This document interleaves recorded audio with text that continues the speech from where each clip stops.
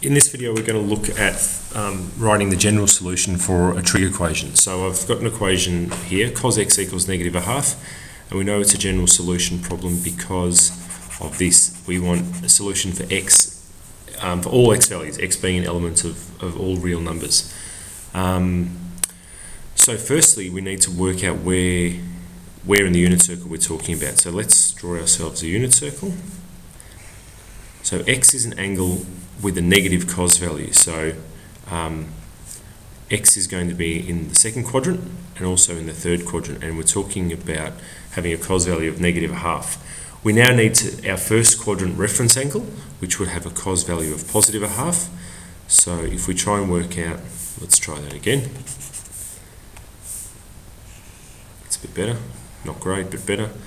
If we try and work out our reference angle, we will see that the reference angle is going to be pi on 3 because cos of pi on 3 is a half. So this angle here is pi on 3.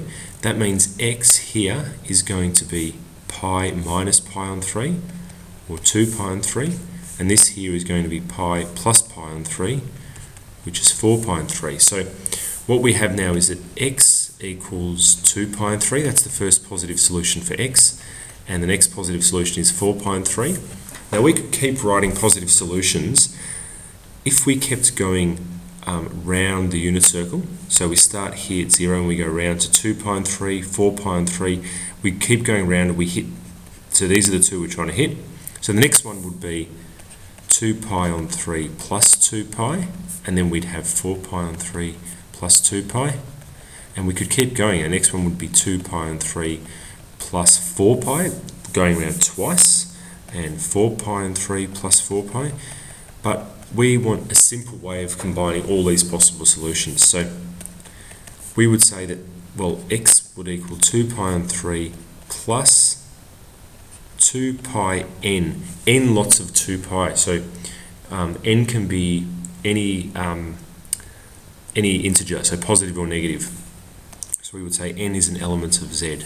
And that allows for us to add on, one lot of 2 pi, 2 lots of 2 pi, 3 lots of 2 pi, and also take away,